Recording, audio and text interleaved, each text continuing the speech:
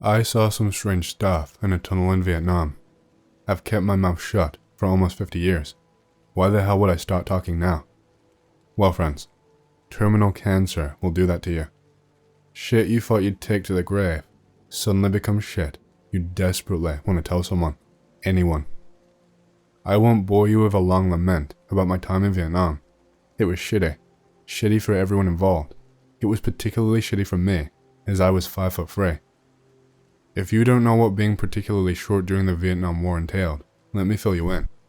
You arrive in country, and a senior officer points at you and says, "You'd be a good fit for the tunnel commandos. Want to join?" Now, technically it's a question, as service in those platoons was voluntary, but it sure as shit did not feel like a question. It felt like an order. And so that was my burden for the war, to be a tunnel rat, climbing down into deep, dank, dangerous tunnels, filled with people and animals who wanted to kill me. Usually, we operated in the huge Cu Chi tunnel complex near Saigon, but not on that day. On that day, we were ordered to investigate a tunnel complex way up north, west of Da Nang. 2 of us were sent into the tunnel that day, myself and Benoit. Now, usually, black guys manage to avoid becoming tunnel rats on account of them being so tall, but Benoit was burdened with the double misfortune of being short and black during the Vietnam War, a curse I would not wish on my worst enemy. I was first into the hole, and Benoit followed. We both had our Model 49s, some C4, our wits, and not much else. If you're wondering why we carried the small caliber Model 49s, go fire a Colt 45 in a narrow tunnel and come back to me. The last guy who tried that got a ticket home with blood pouring out of his ears. We crawled for what felt like an age. The tunnel was a tight fit, which meant it was probably freshly dug. It also stank something foul. That usually meant either spoiled food, or some poor VC bastard died down there and was left to rot. After about 40 minutes of crawling in total silence, I saw the tunnel ahead open into a room. I tapped Benoit on the head with my foot. I heard him ready his pistol. I climbed down into the open chamber, pointing my pistol at the shadows. The room was dimly lit by a small oil lamp. It was also deserted. We took a moment to adjust. It was the longest single tunnel segment either of us had ever crawled through. It also had no traps, which was unusual. Where was everyone who dug the damn thing? Save for the lamp hanging from the roof and a canvas tarp on the opposite wall, the room was empty. I approached the tarp and used my pistol to move it aside. Behind the tarp was a stone staircase leading down. A stone staircase, this far underground, I whispered to Benoit. VC didn't build this. This is old. Very old. Older than America old. Benoit whispered back to me with fear in his voice. We've come this far. We have to keep going, I replied. We both walked slowly down the narrow staircase. Our flashlights had red lenses, and I swear, the illuminated staircase looked like we were descending into hell. The staircase was almost as deep as the tunnel was long. Finally, I saw the staircase, blocked by another tarp. Light was coming from the other side. I moved aside the tarp with my pistol. My finger trembled on the trigger. My eyes lit up. My heart raced. I almost pulled the trigger, but I didn't. Something made me pause. The room had at least 10 people in it, none of them armed. I pointed my pistol at the group and illuminated them with my flashlight. They didn't respond. They just stood there, rocking gently forward and back. Benoit, don't shoot. There's people in here, but there's something wrong with them. I stepped into the tiny room, which was only lit by small candles. Benoit followed. We both shone our flashlights at the people.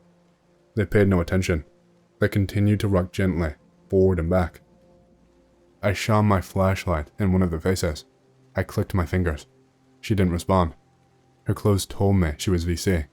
They were all VC. 3 women and 7 men. All gently rocking forward and back. Not a care in the fucking world. Their eyes were a solid color. Which color I can't really say, as I could only illuminate them with my red flashlight. Benoit motioned with his flashlight to the corner. Their rifles all sat in a pile, badly rusted. Jesus Christ, Benoit. How long have these fuckers been down here?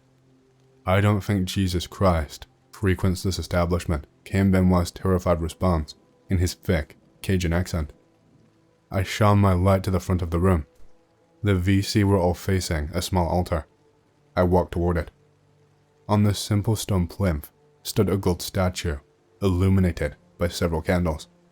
The statue was ornately crafted. It was of a beautiful naked woman, the top half anyway. The bottom half was something like an octopus. Dozens of tiny gold tentacles had been meticulously crafted to a woman's torso instead of legs. The statue had some writing in its base, a writing I did not recognize. I reached out to pick the statue up and take a better look, but Benoit shouted, "Stop, don't touch it." I retracted my hand about an inch away from the statue. "We need to leave this place, quickly," Benoit said, as he put his hand on my shoulder. "Are we just gonna leave him like this?" I said, as I shone my light in their eyes. "We'll plant the C4 charges and put them on a 90-minute timer," he said. He was already removing the C4 from a pouch on his belt. "They're unarmed," I implored, turning to Benoit. "These people are dead. Maybe worse than dead. I saw something like this once before, at home in the bayou." I didn't argue any longer. We planted the C4 charges in a rush, set the timers for 90 minutes, and ran up the stone staircases as fast as we could. It felt like a lifetime till we reached the small room with the lamp. I climbed into the tunnel, and Benoit followed. Suddenly, we could hear a woman's voice, faintly calling from far behind us. "Ignore it, keep moving," Benoit shouted from behind me. I didn't need to be told. I was not going back. It was the longest crawl of my life. I saw daylight and kept crawling, even though my hands were raw and bloodied. I emerged into the light of the day and gasped for fresh air. Benoit followed. We warned the others about the C4 charges, but told them nothing else. Benoit and I sat in total silence, away from the tunnel entrance, waiting, praying. The ground shook. A dull thud was heard, and a spray of dirt emerged from the tunnel. We both breathed a sigh of relief. It was only after an experience like that you ask yourself the small questions. To this day, I still ask myself, who the fuck was keeping candles lit in that damn room? I told you already, I wouldn't bore you with most of my details of my time in Vietnam. I also won't even refer to it as Nam, as I found after returning home. It's the rear echelon assholes who spent the war pencil pushing, who most like to put on a husky voice and say, Nam, in some deep and mournful way. The short story is, after the incident in the tunnels west of Da Nang, Benoit and I were a little messed up, so we were useless for tunnel work. Both of us were transferred into two separate, regular platoons in the mechanized infantry. About a month later, I was on a search and destroy mission when a rookie stepped over a VC tripwire. The tripwire was connected to one of our own captured claymores. The claymore blew the rookie's legs off and lodged a bunch of metal and bone fragments in the side of my torso. I survived, and for my trouble, I got a ticket home. Well, I say home, but really, I got a ticket to a military hospital called Camp Zama in Japan. They managed to pull most of the bits of shrapnel out of my torso over 2 operations. The hospital was dangerously overcrowded. At night, the screaming of the other patients was horrendous, and the stench reminded me of that fucking tunnel. I was actually happy when, due to overcrowding, I was transferred to a much older building in the complex. It was some type of disused asylum ward, a total wreck. It only had maybe 15 patients, mostly guys with minor injuries, but I did not care. It was far enough away from the main buildings that I didn't have to hear the poor bastards screaming for their mothers every night. I was on the mend, which was a blessing and a curse. My toll wasn't up, and if I was declared fit to serve, I might be sent back to Vietnam, and I wasn't going back. Not after what I saw in that tunnel. 2 American military doctors and a female Japanese nurse arrived to assess my situation late one evening. Your injuries seem to be healing quite well, said one stern-faced doctor. Physically, at least, said the second doctor, who wore narrow glasses. The first doctor gave him a look that could cut glass. The doctor wearing the glasses was clearly the psychiatrist. He would have been my ticket home If I could convince him, I had lost my mind. But I couldn't overplay my hand. The nurse just stood behind them, diligently taking notes. How is your emotional state? Have you had any troubling thoughts? I understand you were a tunnel commander, probed the psychiatrist. Yes, I sometimes have nightmares about the things I saw in the tunnels. I sometimes think about harming myself. I put a quiver into my voice to add to the effect, but neither of them were buying it. I've never been a good liar. How fucked up a situation was this, that after the shit I saw, I needed to fake being mentally unstable just to get a ticket home. I was despondent, and I dropped the act. Much as I wanted to go home, I couldn't tell them about what happened in the tunnels. I wanted to go home, but not to be thrown in a mental asylum. What kind of things did you see in the tunnels? The psychiatrist asked calmly. Doc, near Da Nang, I went down into the deepest, darkest tunnel you can imagine. And if I told you what I saw in that tunnel, you won't believe me anyway. So just write whatever you need on your clipboards and leave me be. The stern-faced doctor wasn't impressed with my tone, but as I was speaking, the Japanese nurse stopped taking notes. Her face went deathly pale, and she stared at me with a look of terror on her face. Well, we'll check on you again tomorrow. Try to get some rest, said the psychiatrist, who had a curious look on his face, and with that, they all shuffled off. The nurse stared back at me as they went, her face still pale with fear. I went to sleep that night, knowing that they would soon send me back to Vietnam. I awoke late that night to the whispering voice of a woman. I couldn't hear where it was coming from. I got out of bed and walked uneasily, rolling my drip along with me. The woman's voice was coming from the next corridor. It must be that nurse, I thought, but the voice sounded all too familiar. I wasn't going walking into the halls without a weapon. I searched the unmanned nurses' station. I found a scalpel in one of the drawers. It would have to do. I shuffled through the large wooden doors, leading to the next corridor. The light bulbs flickered in the dimly lit corridor. The paint was peeling off the walls. Far to the end of the corridor, I could see the shape of a woman standing near a window, looking out into the night. I shuffled toward her with the scalpel leading the way, rolling my drip with my left hand. As I approached, the faint whispers became louder, and I could finally make out the words. Defiler, come to the red house, it whispered. My drip caught in a cracked towel on the floor, making an awful clanking sound. The woman turned and moved quickly toward me. My heart raced in terror. I prepared the scalpel. You shouldn't be out of bed. It was the nurse, a lit cigarette in her hand. She must have been smoking by the window. Her English was near perfect. She must have been the daughter of an American GI. Many of them married Japanese women after the Second World War ended. Why were you whispering to me? I asked, still pointing the scalpel. I wasn't whispering, she said, confused and frightened. You were whispering. You called me defiler. What does that mean? I demanded, my hand clutching the scalpel.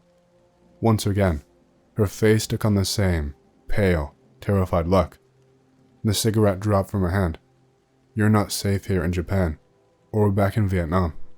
They'll be looking for you. Her voice trembled as she spoke. Who will be looking for me? I implored her. I don't know what they call themselves. Every place has a different name for them. The silent plague is the translation of what we call them here in Japan. All I know for certain is they will be looking for you. Maybe you will be safe if you get back to America. Her words offered little comfort. You have to help me. You have to convince the doctors that I'm crazy, I said to her, almost begging. I'll try. Give me the scalpel, she said calmly. I handed her the scalpel, and as quick as I had handed it to her, she slashed it across my arm. I roared out in pain. She dropped the scalpel and grabbed my hand, putting pressure on the wound. This is the only way, she said. I instantly realized her plan. 2 orderlies came rushing into the old corridor from an adjoining corridor, alerted by my screams. Get me some bandages. He's trying to kill himself, she roared at the men. One of the orderlies ran for bandages. The other ran over to support me. I slunk down into the orderly's arms, more from pageantry than blood loss. The wound was not that deep. I had suffered much worse before. She had done a good job. I was put back in the bed and stitched up.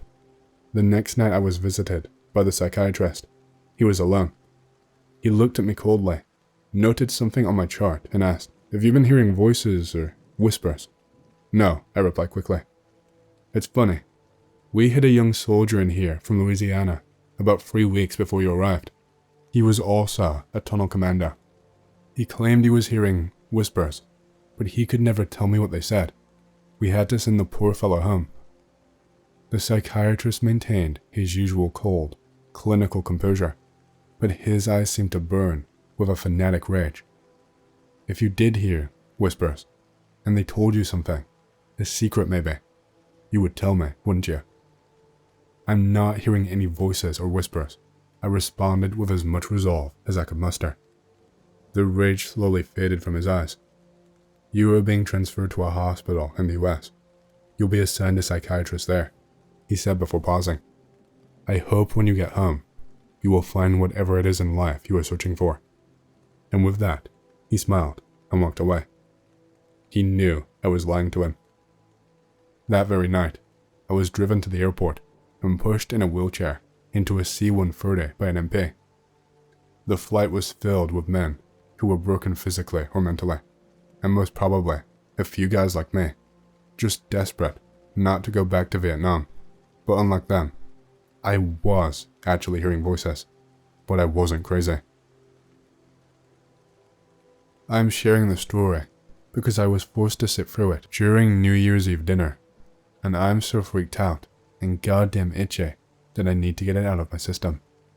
I'm sure some of you are going to breeze on by this little tantrum here and go right to the meat of the story, because you're thinking, "Hey, I've got a strong stomach." Well, go for it. Borrowing stuff out of the way, he was drafted, and since he was short and skinny, he was a perfect tunnel rat. Those were the guys who wriggled their way through the ridiculously narrow tunnels the Viet Cong used to transport personnel and weapons, set booby traps, and all that. And when I say narrow, I mean narrow. Here's a picture. So, Gramps was wriggling around in a tunnel one day, and a few bad things happened. First, the 2 other people with him got killed by a solitary VC while they were standing around the hole.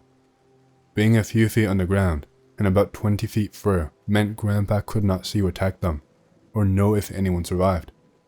He later learned that he was the only one left alive, but he assumed the VC attacker would soon start throwing grenades into the tunnel, and he'd be done for. After a few minutes, with no sign of any incoming attack, Grandpa breathed a sigh of relief and started moving forward again. A little while later, it started pouring rain. The tunnel began to fill with water. Now, in an unfinished, unsupported tunnel like he was in, a rainstorm usually meant death for a tunnel rat. He'd heard stories from the squad mates who'd lost others underground, never to be seen again. He figured he'd be another, but he wasn't going to go out without a fight. He crawled forward. With him, he carried a small pistol and a Fulton flashlight. Originally, he'd been sent down to ambush some VC soldiers who were thought to be hidden in one of the tunnel's larger chambers. Forgot the picture. He'd crawl through, surprise them, blow their brains out, and wiggle his way back out. At least, that's how his first 3 tunnel trips had gone. This one, his 4th, wasn't going so well. The tunnel narrowed as he crawled. Ahead of him, he heard rushing water. He thought it might mean the main chamber was nearby. He was wrong. The sound was the muddy ground above him, sloshing downward, sealing the tunnel ahead. This is where he started to panic. He knew he wasn't really deep in the ground, maybe 2.5 feet, but if he didn't start clawing upward through the ground really fast, he'd be a dead man. So he clawed. His fingernails tore off and his hands got cut up really bad, but he was able to get part of his arm and face out of the mud. He wasn't able to move any farther. His lower back was pushed hard into the dirt, and the angle had bent him into an elongated U-shape. His legs were trapped. Above him, a square foot of light shone through where he'd escape if he weren't stuck. He knew if it started to storm again, he'd drown. But the rain did not come. Insects did. Ants were first. Luckily, they weren't the big red ones everyone over there was terrified of. The ones with that bite that felt like you got shot. These were tiny black ones, but there were lots of them. He assumed When the tunnel flooded, they were driven away from their homes. Now they crawled over his scalp, face, and neck. They didn't bite, but they tickled and itched. Those which found their way onto his lips were licked off and swallowed. He figured he'd be going for a while without food. After a while, the ants lost interest. Flies became a problem now. To see why, you'd need to know the position in which he was stuck. The twisted, awkward angle of his body left one arm stretched out in front of him, but his shoulder and upper back were immobile. So he had a bit of movement in his upper arm, wrist, and hand, but anything below his elbow might as well have been paralyzed. Why is this relevant? Because his armpit was exposed. Not much, maybe an inch of clearance, but that was more than enough for the flies, and they were very, very attracted to the warm, moist pit. Over the course of an hour, 20 to 30 fat, brownish-black flies dove right into his armpit. They stayed for a little while, usually no more than 6 or 7 at a time, before they flew away. Of course, while inside, they bit. The pain was sharp and awful, he said. It reminded him of that deep, pinching itch of the horseflies on the beach near where he grew up, and he could not stop them from doing anything. He just ground his teeth. As the sun went down, the flies started to lose interest and flew away. He knew a few stayed nestled inside because he felt them moving against the thick hair of his armpit, but the majority had gone. Now just mosquitoes remained to torment him with their endless bites and bottomless gullets. Somehow he slept. From the moment the sun came up, new insects visited him. Of all the massive tropical bugs he'd seen in Vietnam, he was grateful to have so far avoided the giant centipedes he'd heard about. Massive, angry things, as long as a man's forearm and as thick as a bottle of beer. One of his more sadistic squad mates hid one in the bunk of another poor bastard. It bit his feet and toes 10 times before he could even jerk himself out of the bed. Grandpa hated even the tiny ones that he sometimes found in the basement back home, so the thought of those big things made his blood run cold. This is what they look like. God help you. 5 minutes after he opened his eyes to the morning light, one of them crawled onto his hand and wrapped itself around his wrist. He was too horrified to move. The little movement he had in his hand and wrist might have been enough to fling it away, but he didn't want to take a chance. So, he waited. Apparently, the thing liked Grandpa, because it remained on him for well over an hour before Grandpa couldn't take the stress anymore. He tried to grab the bug in his fist. The moment he started moving, the thing began to bite. Grandpa was able to get a good grip on it, and squeezed as hard as he could. The centipede broke in half in his hand, and sent disgusting juices down his arm. The 2 pieces of its body dropped into the hole. The front part still had some life in it, and as it died, it bit Grandpa on the nose and lips until he was forced to take its head in his teeth and kill it. He described the taste to us, but I'm just not going to write it out. Yeah, it was that awful.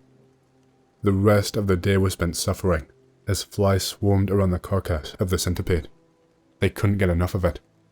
For long hours, he watched them eat and shit and fuck all over the monstrous bug.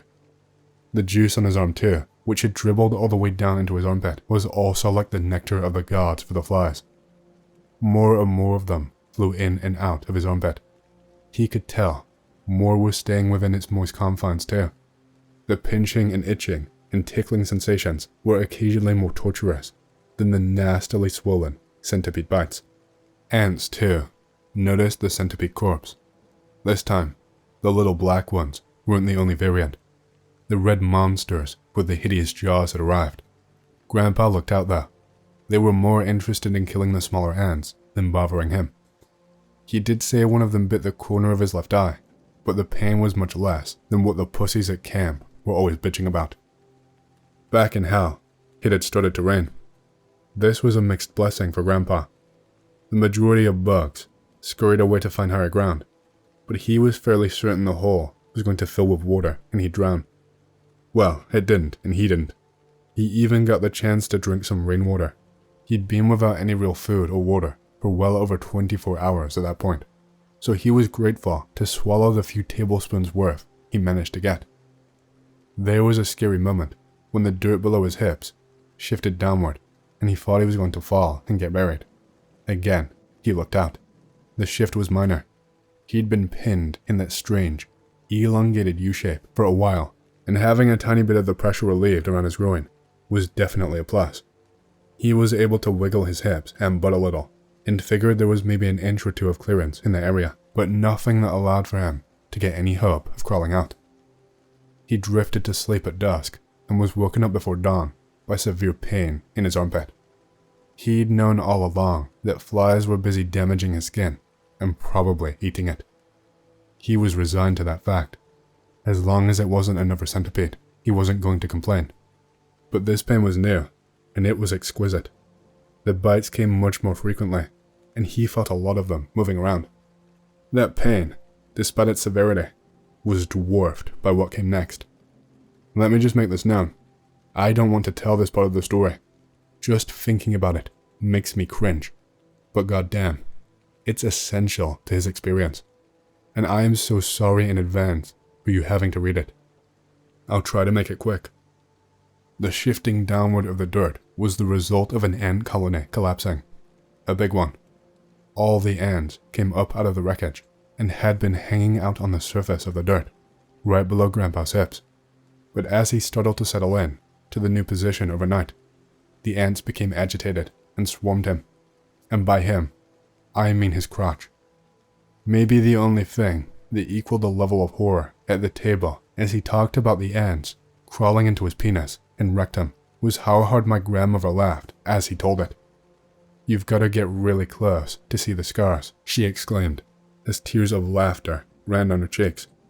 My brother Derek's new girlfriend turned green and left the table, with Derek hurrying after her.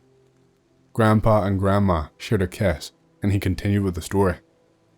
With ants up his dick and asshole, and flies building a housing project in his armpit, Grandpa suffered through the next 2 days in a haze of pain and fear. The lack of food and water had taken a toll on him. This, he told us, was somewhat helpful. The pain grew less acute as his consciousness waxed and waned. A tarantula wandered into the hole, and Grandpa was able to bite its abdomen in half and suck out what was inside. This, of course, attracted more flies, but there was nothing he could do about it.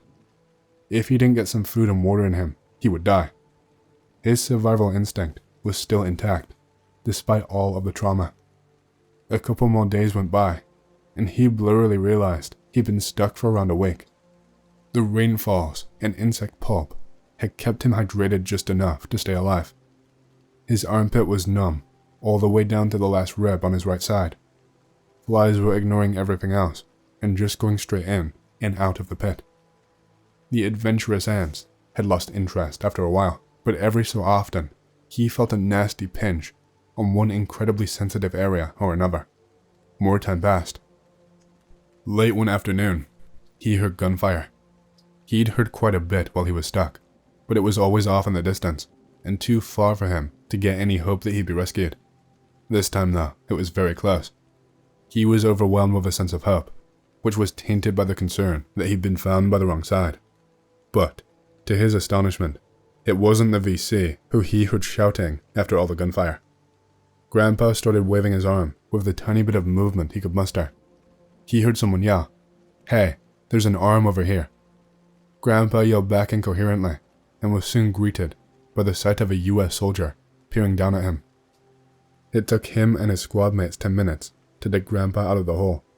He remembers all of them saying some variant of "holy fucking shit" after they'd freed him. Someone radioed their position, and after some unknown amount of time, a helicopter landed in a nearby clearing. Grandpa was loaded onto a stretcher and lay lifted off. A medic who was along for the ride cut off Grandpa's shirt and promptly threw up. When the rest of the soldiers in the chopper looked at what the medic had seen, a few of them also ran puke down the side of the aircraft. A few days after being rescued, Grandpa woke up in a hospital. Not one on the base either, one in the US. He had no idea how he got there. Once he was rescued, he passed out and slept for almost 36 straight hours. Some people thought he was in a coma, until some poor medic tried to wake him up, and Grandpa said fuck off and knocked the guy out with a single shot to the chin.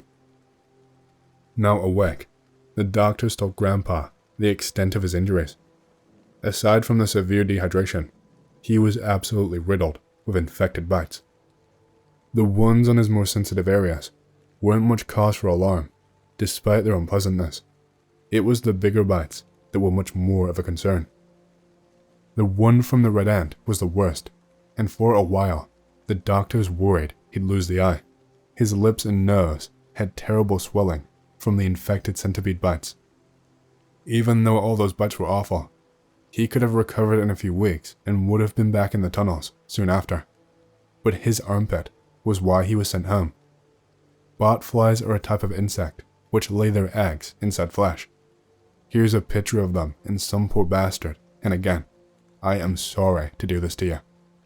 Until Grandpa's experience, no one even knew they had them in Vietnam, but apparently they do. The underside of his right arm, all the way down to nearly his hip, was completely reshaped into horrible cavities for their larvae. The doctors would not operate, saying the only way to excise them was to let them gestate, and at a certain point, suffocate them with adhesive tape so they crawled to the surface. It took another few weeks, but that's what happened. Grandpa regaled us with the story of how he personally gave birth to 313 botfly larvae. Then he lifted up his shirt to show us the pockmarked skin. No one said much after that. He was done with the story, and after shoveling a slice of fruitcake into his mouth, he and Grandma left. They laughed all the way to the door. I don't really know what else to say. So, yeah, that's Grandpa.